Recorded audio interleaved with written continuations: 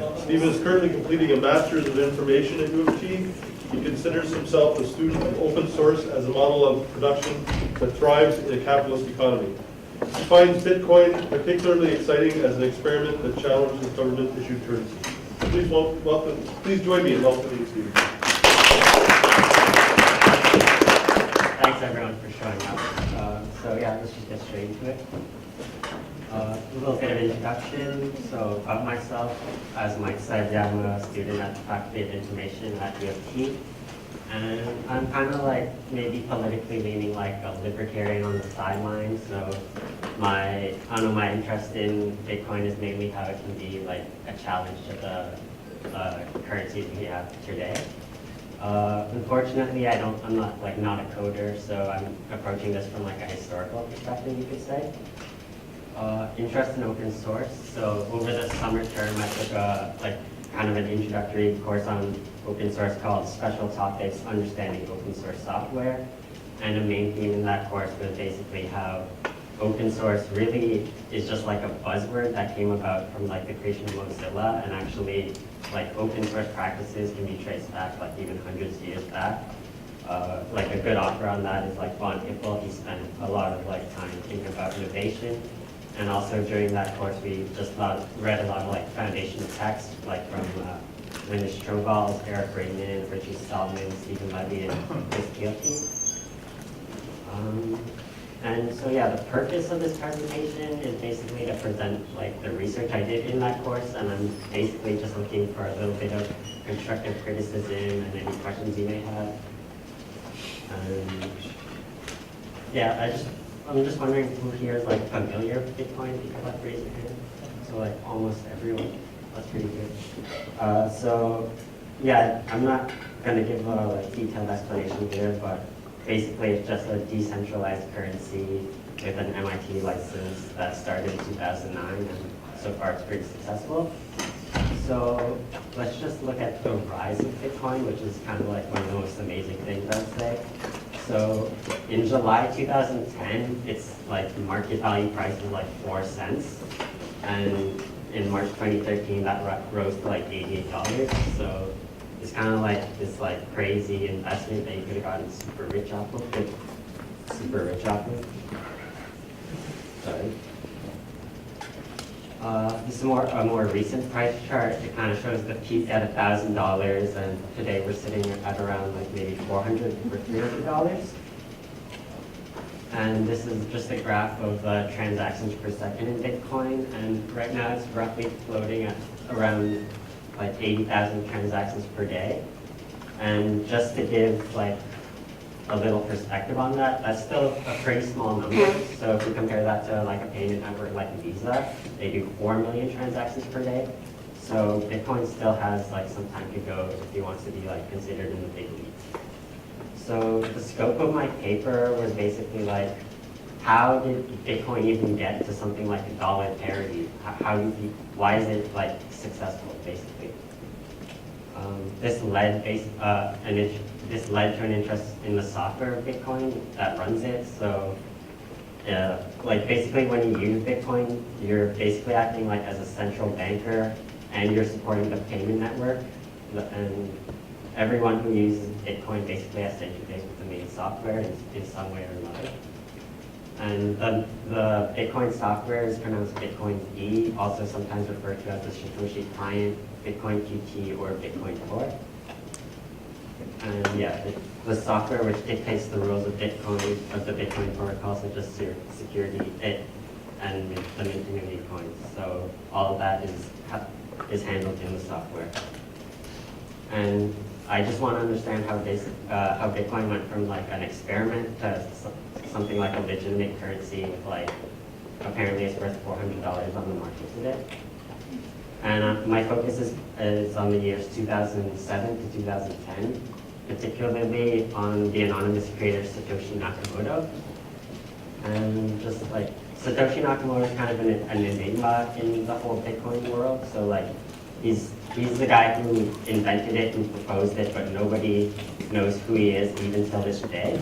Or is he a he? Is it a group? Is it a she? Nobody even really knows.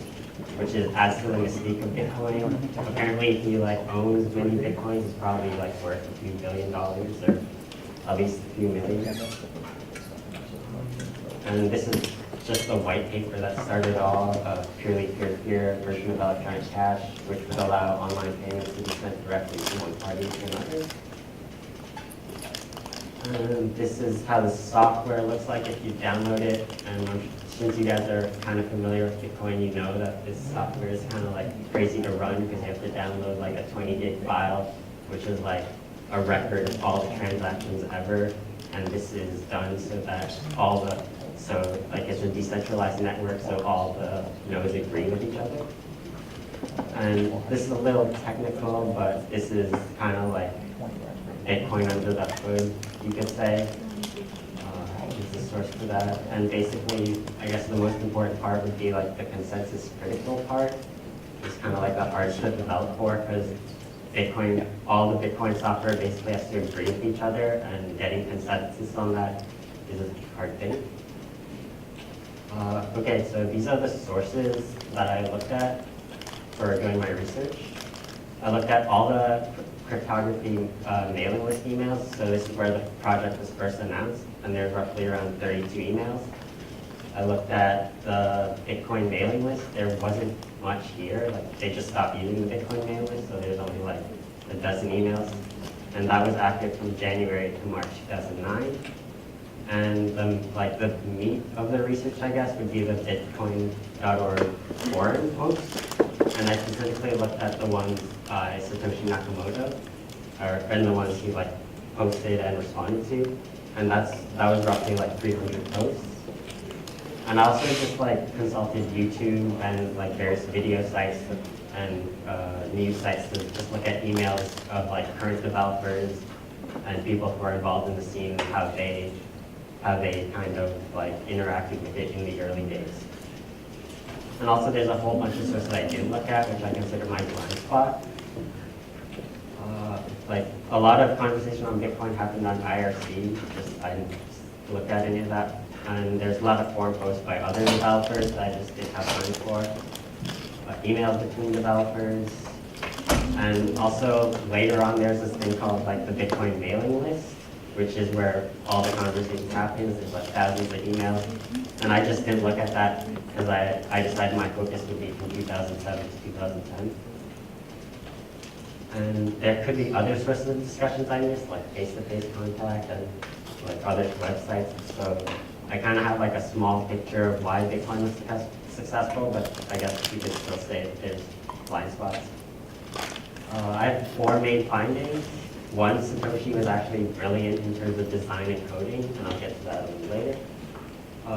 But even as brilliant as he was, he couldn't have made it successful on the scale it is today without the community helping him and contributing and supporting the project. And 3, that the critical time period for Bitcoin was in the summer of 2010. And that was really, like, a lot of things got moving at that time, and I would say it's when you could consider it became, like, legitimate, even though that's debatable. And also, my last point is that the departure of Satoshi in 2010 was actually a good thing, and I'll get to the reasons why later. So before we go deep into Bitcoin, I just want to like cover the like brief history of Bitcoin and like ideas of electronic cash in the 1980s and 90s. So, like looking back, it seems like the people who wanted electronic currency the most were like crypto anarchists, and this was like a loose connection of people who like discussed on the internet, and they basically used like anonymous remailers, and their whole like political angle was like, we can use technology to make the world a better place kind of thing. And yeah, they wanted to confront government power, you know, like when there's censorship, they wanted to like be able to use tools to get past it. And reading from like, especially one of them, Timothy May, there's a sense that electronic currency will be inevitable. So this was like in the early 90s, like people were saying, oh, this is gonna happen for sure. Like it's just a matter of time. And so, but one of the problems with Bitcoin is that there's a recognition that it's actually really hard to implement a digital currency. Timothy May, who's kind of active in the cryptography scene, or was. His famous words are like, kids, don't try this at home, because there's like a lot of challenges in making a currency. And so I would say there's like three main problems that you would encounter when trying to create any currency. The first one being security. So I can just write on a piece of paper like $100, but no one's gonna wanna trade $100 for it because it can just be copied. Another problem is use case. Why would you want to use an electronic money if you already have government money? I mean, there isn't much reason, and you have to like, I mean, I guess gaming currencies have found a use case, but I don't really come to that. And there's also the issue of legality. And this goes both ways. Like, governments can make something illegal, but if you think about the money we use today, we're actually required to use it for like the purposes of taxation. So there's no reason to impose Bitcoin on anyone. And yeah, so a lot of attempts to create digital currencies before Bitcoins could just be considered failures. I looked at 3 of them, so DigiCash, eGold, and Liberty Reserve. And basically, they couldn't find a use case. They went, especially DigiCash, there was like a lot of buzz surrounding that company, but just went bankrupt because of the dot-com bubble. And also legal issues, eGold and Liberty Reserve, just recently, I guess a few years ago, got shut down because they were suspected of facilitating money laundering. And so the domain name got seized. And also a few more kind of Bitcoin-ish ideas, like I guess the founding of Bitcoin could be highly, you could trace it back to these two people, Wei Dai and Nick Szabo, who I don't really expect anyone in this room to know, but they're kind of considered this B money and Bitcoin, they're considered to be like Bitcoin, Bitcoin for Bitcoin, I guess.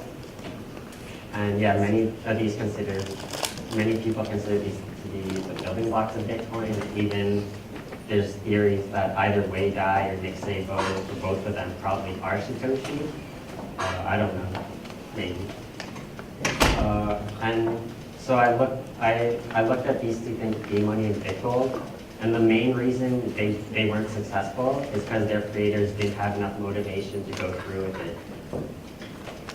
So when people ask Wei Dai what happened to B-Money, he's like, by the time I finished writing up B-Money, I didn't foresee that a system like it, once implemented, could attract so much attention and be used beyond a small group of hardcore cypherpunks.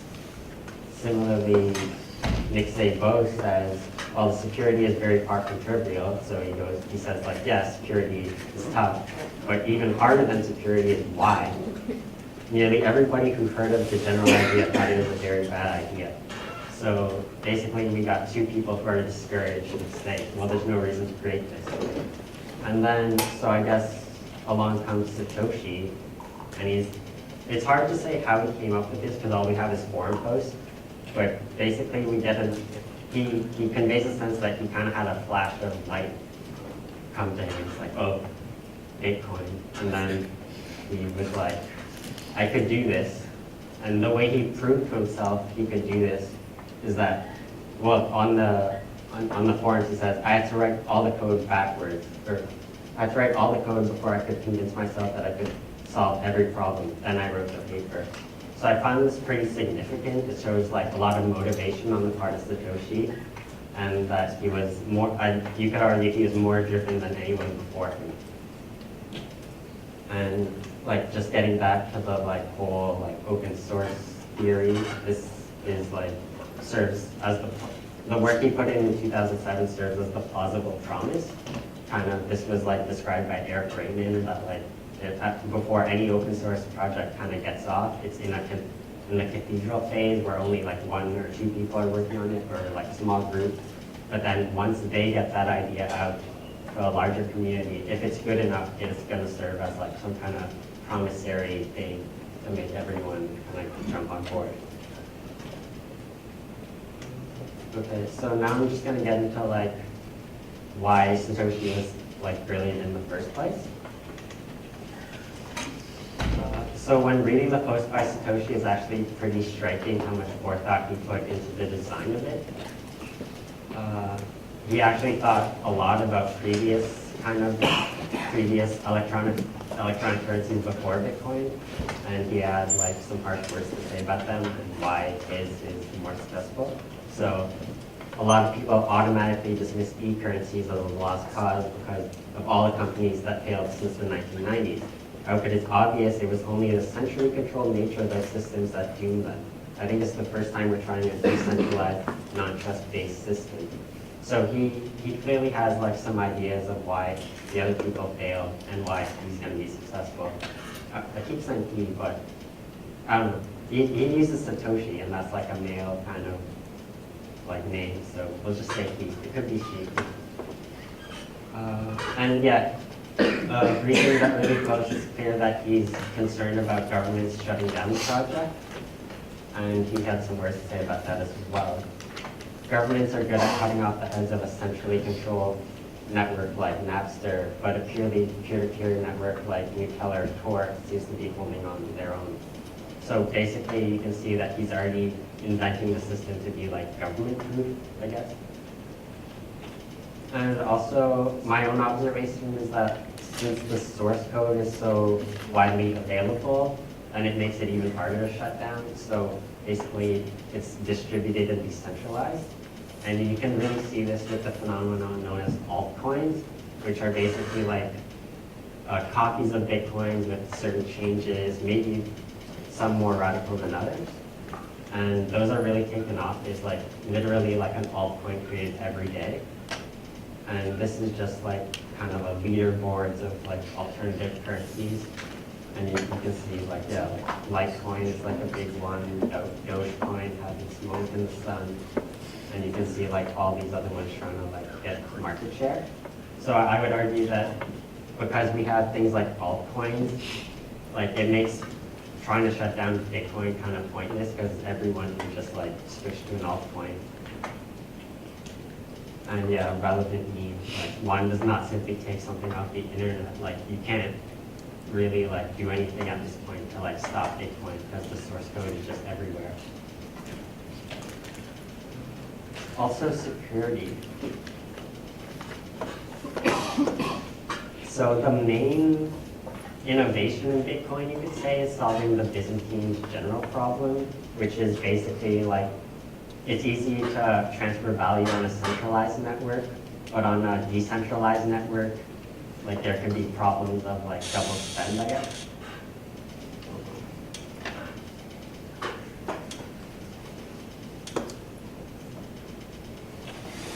And also, he designed it thinking a lot of like game theory things of like, he made it so that there's no economic incentive to disrupt the network. And yeah, so it's all done through like, I don't want to get like really technical here because this isn't my area of expertise, but he basically built the system so that you have to make new coins or to validate transactions, basically you have to prove to the network that you control a certain amount of CPU power, and he kind of reasoned out that no one would ever be able to have like a total, like no one would be able to have more than half the computing power, and therefore it's easy safe. I know that sounds kind of wonky the way I'm saying it, but basically in brief, counterfeiting is possible, but economically it makes no sense to do it because you'd have to spend way more money to achieve that, and then it would be beneficial to you. So basically Satoshi's shtick is that if someone wants to try to counterfeit, he ought to find it more profitable to play by the rules such that favor him with the more new coins than everyone else combined, than to undermine the system and the validity of his own wealth. So that's, I mean, to this day, like you just don't see Bitcoin counterfeited. And also reading his posts, he had like a pretty good understanding of like the concept of money. He made it work. It's not like a traditional money, which can be kind of like printed on demand. So like if Canada were to go to war, we could just like print up a whole bunch of money to cover that cost, but it would inflate our currency. He made it, there's a fixed supply, like such as gold, but we have an absolute certainty on the future supply. So there's only gonna be 21 million Bitcoins ever made, and the new generations of coins, or the amount of new coins generated is always decreasing. And so the problems, he also thought about like kind of problems of deflation. So if you only have 20 million coins, how does that work if you want to like have a huge economy? Well, a Bitcoin, as many of you probably know, is like divisible into 100 million subunits. So we could just be talking about like tens of Bitcoins or like a 100 million of a Bitcoin. And it's also designed for the long term. So if you look at the schedule of like when Bitcoins are going to be like out of stock, that's going to actually happen in the year 2140. And this is like extremely difficult to look at, but you can see that like right now, like there's only 25 Bitcoins being generated like every 10 minutes. But as time goes by, it like halves every 4 years.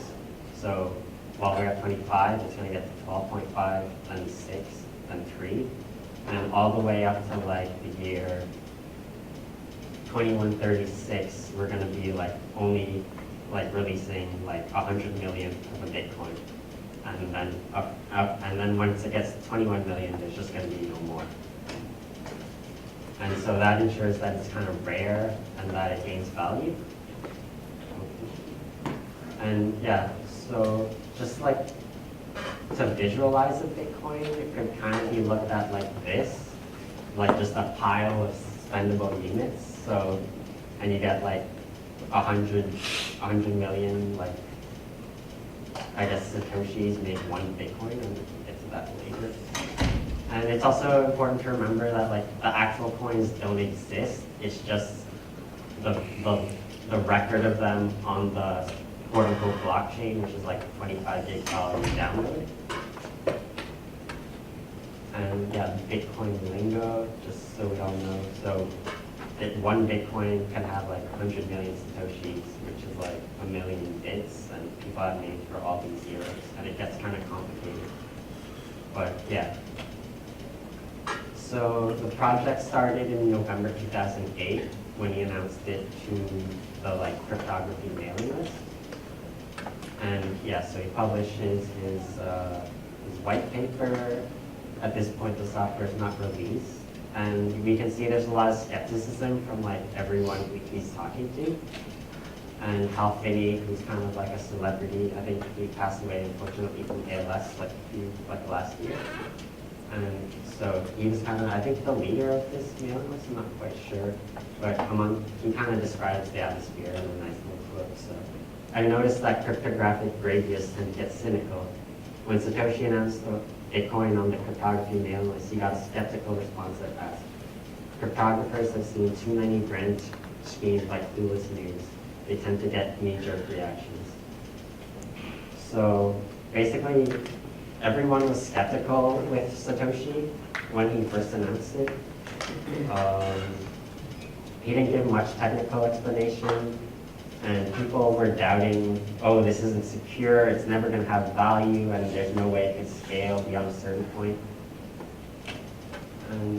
But regardless, I would say that the November 2008 emails were actually important because the people who responded would eventually become like the first users of Bitcoin.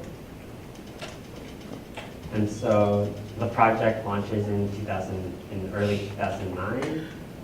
And what's interesting is that in the first email of announcing the project, he makes it clear that early adopters would be rewarded if Bitcoin becomes big. So we always hear this term, there's only 21 million Bitcoins.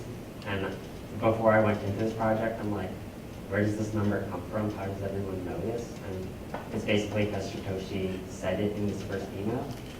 And in response, Hal Finney roughly calculates that if Bitcoin were to become a dominant currency, a value of a single coin would be $10 million. So that's actually pretty crazy. And yeah, I have my like Dr. Evil in here because like everyone's thinking average kind of. And yeah, there's just a sentiment in the Bitcoin community that if you hold your coins long enough, you're going to be like rich or something. And so yeah, Bitcoin kind of gets off to a slow start. There's really only one other developer working with Satoshi from January to December 2009, Marty Milani.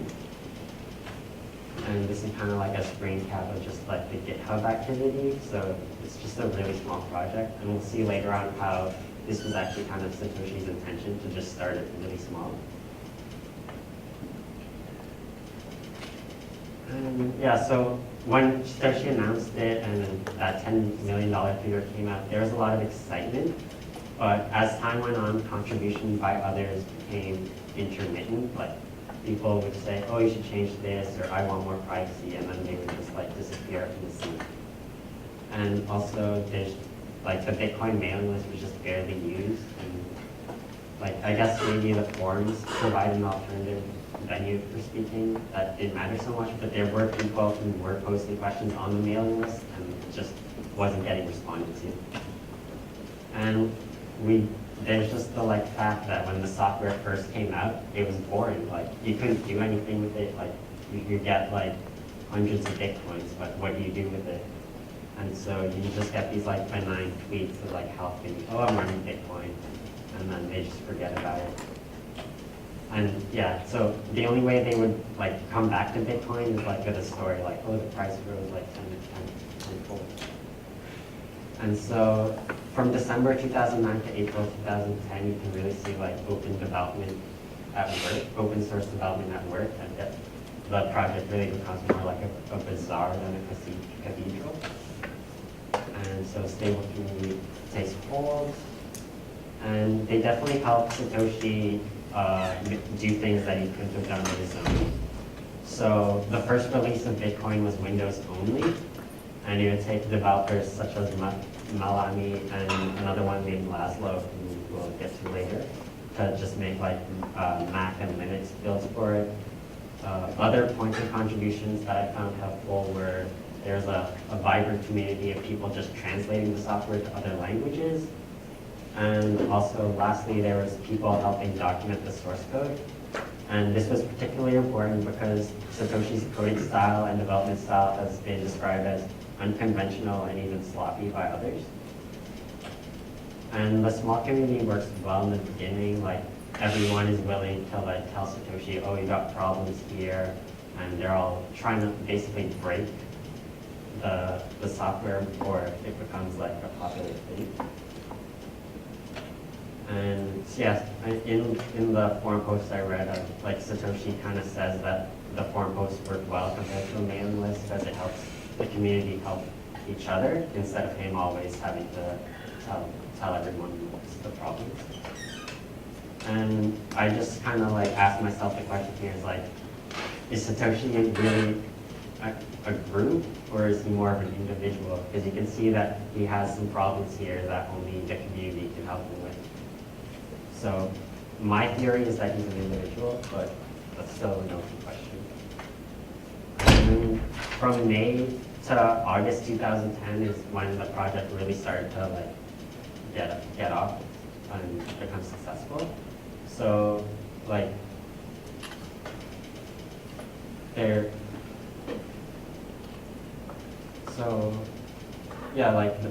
you can see on the forums that everyone is like really getting together and helping promoting the software other places, which is actually probably more important than, or as important than just making a solid piece of software. So one of the more famous projects was like the Bitcoin Faucet, which was a place where you could get your first free Bitcoins. And this was done by Gavin Andreessen, who would later become like the lead developer after Satoshi left. So the site was really simple, but like a lot of people would get their first Bitcoins from this site. And in conjunction with other things like Bitcoin exchanges, like for the first time, people could start using Bitcoin and selling them for real dollars. And this is just a picture of Gavin, just so we know his face. He'll become like pretty important later on. And also, during the summer of 2010 is actually the first time Bitcoin gets used as a medium exchange.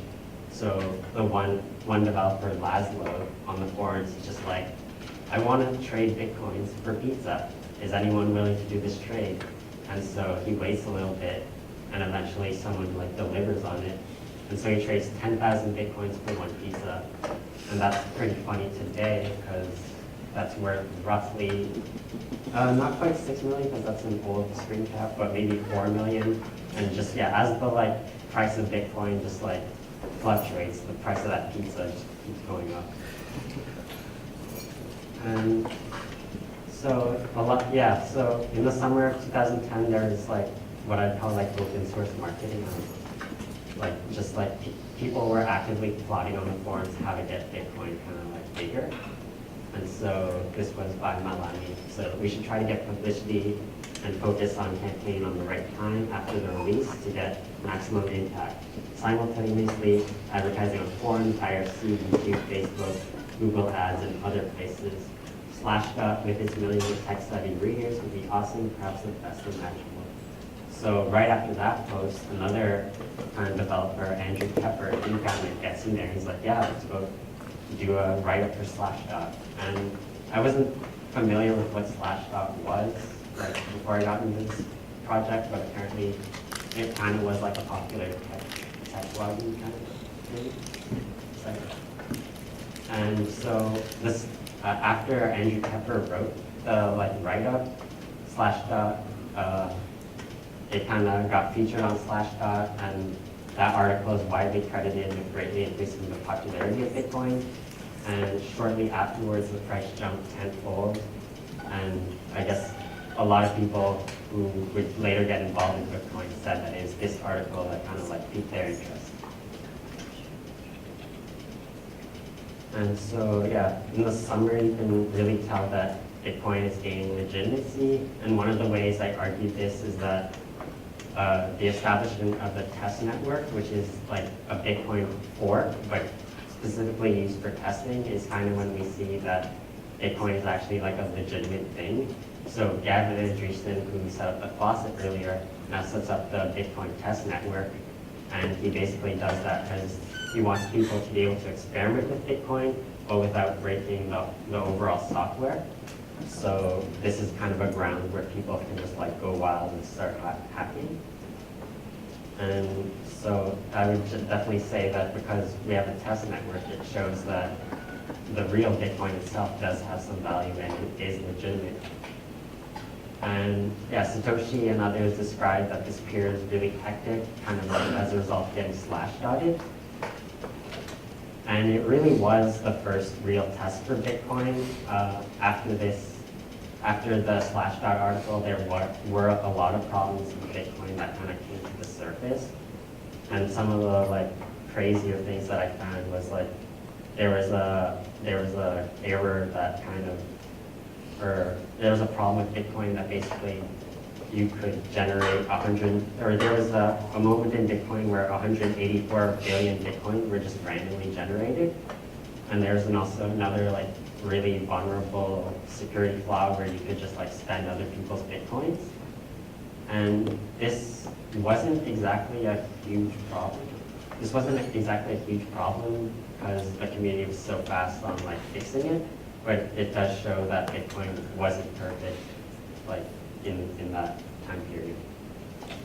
And also Gavin Andreessen states in retrospect, we did not know if Bitcoin was secure until it gained value and became interesting with that. So the only way you know if Bitcoin is secure is if it's valuable first. So there's kind of a chicken and egg problem going on. And so just about finishing this. In December 2010, Satoshi leaves Bitcoin, and I'm just going to briefly explain why.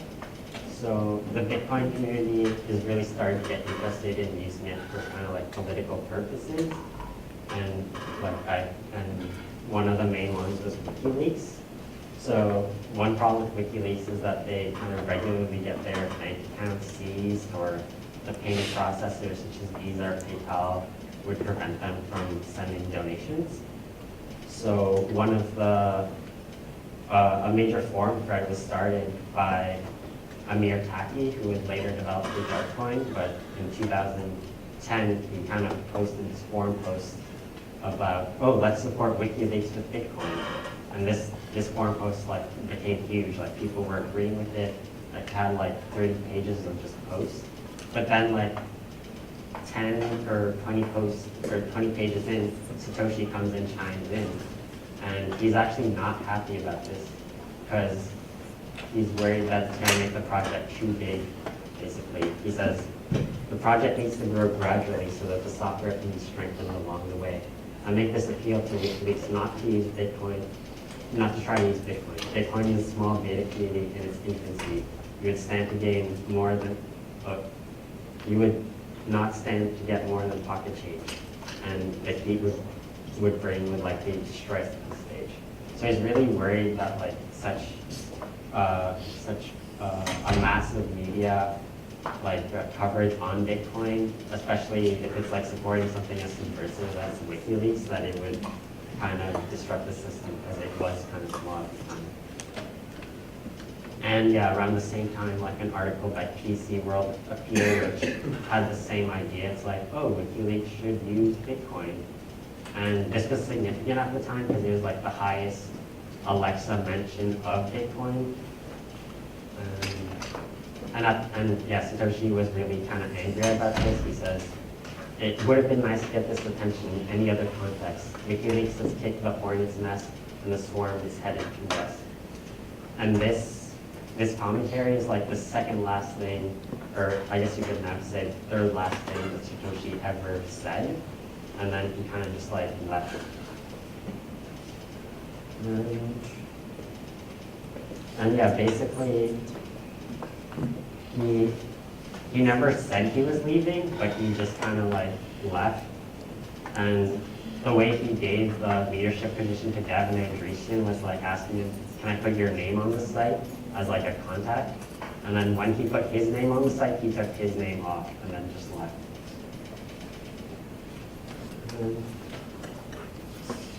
And yeah, there's like leaving, like having people, a leader like leave an open source project, from what I understand, is kind of a regular occurrence. And it's not something that should be seen as like, oh, Bitcoin's not going to be successful afterwards. Kind of like going back, like in the summer there were questions of like, what happens if Satoshi gets hit by a bus? And kind of like more experienced people in open source development said, like basically don't worry about it. If Satoshi doesn't come and like make changes to the code, we can eventually just like take the project out of his hands and do the updates ourselves. And a lot of people in Bitcoin would actually say that Satoshi's departure was a good thing. So I mentioned previously that his coding style was seen as like unconventional and sloppy, and that kind of angered a lot of like people who were working with him. People even said that he didn't even use like things such as like unit testing. And also kind of like having an anonymous creator kind of makes it tricky for him because it seems like really subversive and like hackery-ish. And once you get people like Gavin Andresen to show up at conferences, you get like a lot more of a friendly face, and it just seems more legitimate. And yeah, Gavin Andresen was seen as like an ideal leader because he's kind of like a friendly and open guy.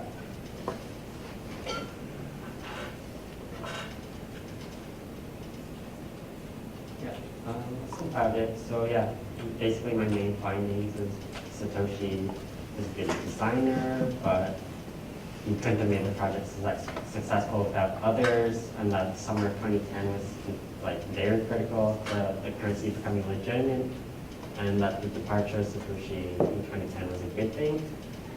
And just a few takeaways that like Bitcoin's success in an open sense fashion had a lot more to do than just like coding and contributions to that. It had a lot to do with like just the marketing of the software and mentioning it on other sites and things like that. And also, I found it interesting that the design of Bitcoin was such that it rewards early adopters. And this isn't necessarily a bad thing, but I do find it interesting that that's the route that Satoshi chose to just make everyone like a rabid supporter of Bitcoin. Yeah, and just to harken back on this point that like Bitcoin can't be successful on its own. It depends on the ecosystem around it. So basically things like the Bitcoin faucet, exchanges where you can like exchange Bitcoin for dollars, kind of more usable wallets, like all those things help support Bitcoin and can be considered part of like the open sourceness that's contributing to its success. And with that, it's over and I'll take any questions. Do you have any Bitcoin? Oh yeah, so yeah, I do have 1/10 of it. Just as 1/10. I had a discussion last night actually with digital currency, and it was more subversive because, you know, the way you look at the U.S. government, the debt rate, debt-based currency, and things that are Bitcoin takes all that away. As a novice, not a coder, when they do the get this, could you describe this to your grandmothers that she could use Bitcoin? Definitely not. Like at this stage, I think everyone who uses Bitcoin should be prepared to like lose your Bitcoin because it's like not really like no one's like come up with like a secure way to do it, I guess. I mean it is secure, but there's also a lot of steps that you have to take on your own that could kind of undermine the security. And what was your question? Is it easy to do? Or how did I it's get? easy to use. Yeah, So I so was talking to this fellow who's a computer science student. yeah, so I'd say it's getting easier and easier to use Bitcoin. The first Bitcoins I bought were off this site called like AT Instant, and basically it's just like you have to basically just put in your debit card information, and you can buy a small amount of Bitcoin. And there's also just like a bunch of like venture capitalists trying to make it a lot easier to obtain Bitcoin. So there's a new website called like Circle, or a new company called Circle, and they're aiming to make Bitcoin a more like user-friendly experience to get. You didn't mine it. No, definitely not. Like mining, at this point, mining would just be too incredibly tough. Like every 2 weeks, it gets harder to mine a Bitcoin. So, and you need probably like something like thousands of dollars worth of like Bitcoin mining equipment to get something.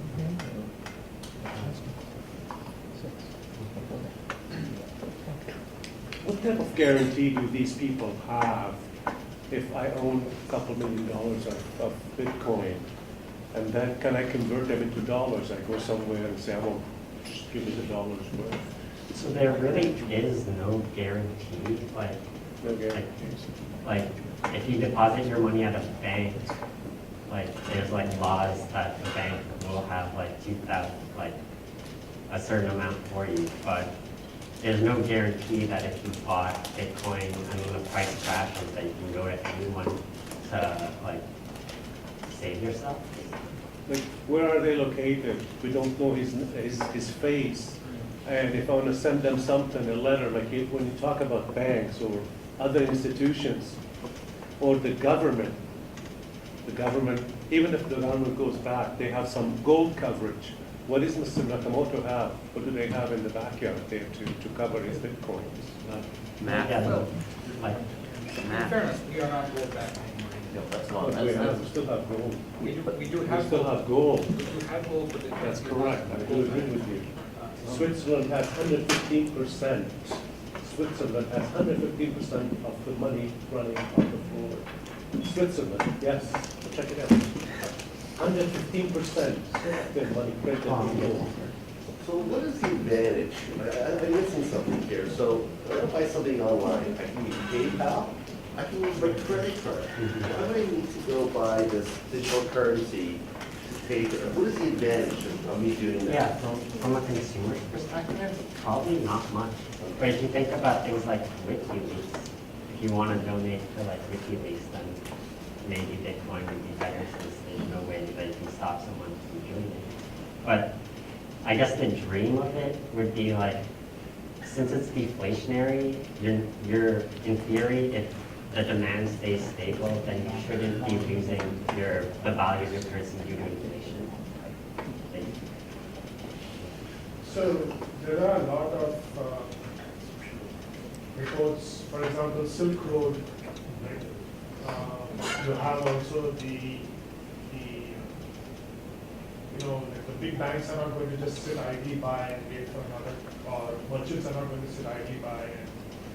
So what I'm thinking, and this is basically just based on logic rather than anything else, that the weaknesses that Bitcoin has, so for example, people don't trust it, where does it come from? So the next kind of cryptocurrency, and it's, Coinbase, I think is one of them, or the other ones are there. So just wondering whether you see any downsides to Bitcoin other than, and then something else kind of coming into the same. Plus particularly the whole thing of the upper limit being, fixed, like 21 million being fixed. And also the fluctuation is really random, like it's kind of some days it is 100 and then suddenly go up to 100. Yeah, definitely, like at this point where the price of Bitcoin is like kind of like at the mercy of like the Bitcoin whales, and people who just have like a lot of Bitcoins or a lot of money that they want to put into it. Because at the end of the day, we're still converting Bitcoin into currency that we know and love, whether it's one of love or hate, right? So essentially, you have created a barter system from something that's transient, and really, it's just like, as you said, rightly said, only libertarians who are kind of going towards this. So like-minded people, and they are cornered, for example, that pizza, I know that. Well, yeah, also getting back to your other point, like, I don't see the 21 million as like being a huge problem. Like, it's technically possible to like add more zeros. So you have to think of it more like there's like quadrillions of spendable units. And just on the fact that it's anonymous, like, I think that it's okay that the creator was anonymous, and like these days it's less anonymous. Like you can go to like the website and send an email to like a current lead developer, and it would like, yeah, Bitcoin's like dominance as the #1 cryptocurrency isn't guaranteed, but it definitely has like the first mover advantage in that it was the first one, and now it's just built up like a huge network that I'd say like there's less of it makes it harder for people to switch. But also the thing is like Silk Road and Silk Road 2, like those guys like recently he's gone to jail right now because his books, he was cooking the books on Bitcoin. He wasn't putting the books on Bitcoin. He was just using it as a currency, like any other currency. He was just cooking books on money. That is his bookkeeping. Yeah, it was strictly, he was doing money laundering and things like that, but it just happened to be Bitcoin. Okay. He could have been doing it dollars, pesos. It was really not, people took it out of proportion, out of context, that it was one specific currency. We'll talk about that. Yeah, someone was asking about a good use case. So the main one that a lot of people are pushing is remittances. So Yeah. if there's like, especially in the developing world where they don't have access to good banking systems, there's billions of people without access to international money. You have these little, banana republic currencies that no one respects. So now Bitcoin allows access to the global community, and they can, if someone's working here and they're from the Philippines and they want to send $20 back home, it'll cost $30 to send that wire transfer. So it costs, a fraction of a cent with Bitcoin. So that's where it's going to take over. Yeah, I'd agree with that. Definitely like a huge like part of venture capitalist money, or like people interested in making money off of Bitcoins are kind of going into these services like how can we bring this into the third world. But yeah, I'd say we still got like mountains to climb with that, and it's not like it's going on today. And there's always the problem of like you have to convert your Bitcoins back to another currency, so that might just like make up the difference in what Western Union does. So we're still on that. Bitcoin seems to have a lot of negative press among people who are familiar with it nowadays. Hearing like things such as like the Bitcoin Savings and Trust, I think it was called, scam, the whole Butterfly Labs scam, the whole thing with Silk Road going down. Do you think Bitcoin can eventually reach mainstream acceptance, or is it really a case of the well's been poisoned and it can't be recovered from? That's a tough question, I'd say.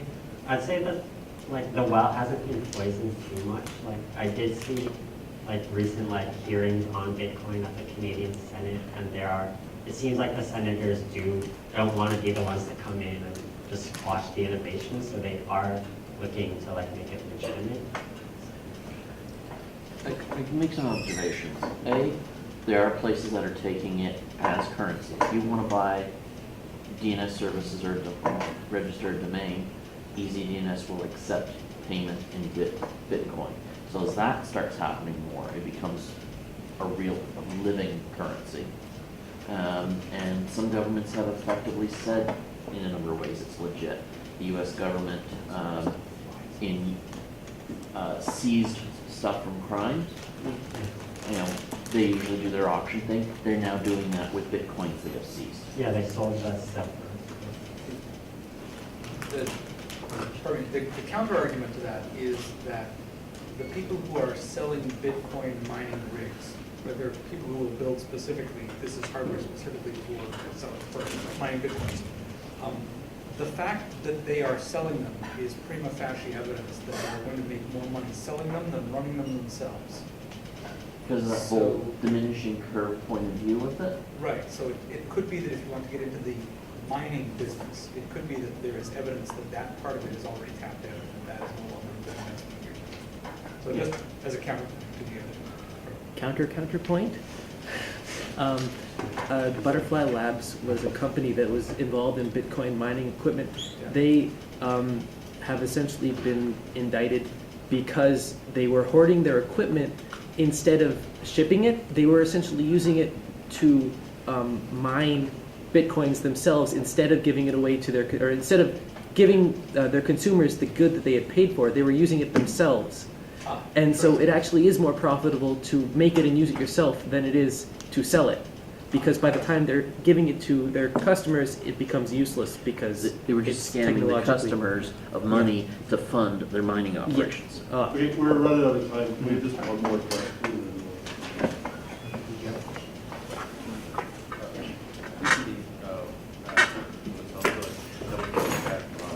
Sorry. Recently, double spend attack on the Bitcoin. Yeah. By the Jihad.io. Yeah. Cloud mining entity that they had with them as well. And it's just that, the design of Bitcoin being like a deflationary model, and with all these new basic machines coming in, Butterfly, one of the reasons why I think the Bitcoin value went down was probably because Butterfly Labs mining the Bitcoin on the consumer's hardware and then dumping down cheaper. So, and also, it was also, what happens when mining with all these using basic hardware? Because for a certain amount of time, that before the difficulty catches up, and some people are being able to make a lot of money. But when the difficulty does go up, I would think that the limit would come sooner. It probably wouldn't be 2140, much sooner because. Yeah, so the predicted amount of Bitcoin is 2140, but like as you said, like as all those mining comes, like the new mining technology comes out, then it could come sooner. And I don't really think that that's hugely problematic. We're just gonna have like an earlier date where it's capped off. And yeah, you mentioned earlier that there's problems with like concerns about double spending, which like things like Gcash. So right now what's happening is that people aren't mining Bitcoins on their own computers, they're pooling up with everyone else's computers. And this is creating scenarios in which certain pools are getting really close to the like 51%. And Satoshi did say that there's still like not even incentive to double spend even if you have 51%, because you're basically forfeiting your right to the newly generated Bitcoins. So a 51% tax is highly concerning, but there's also incentives that even if it did happen, it would be so bad. And with that, yeah, thanks everyone for showing up. Okay, thank you.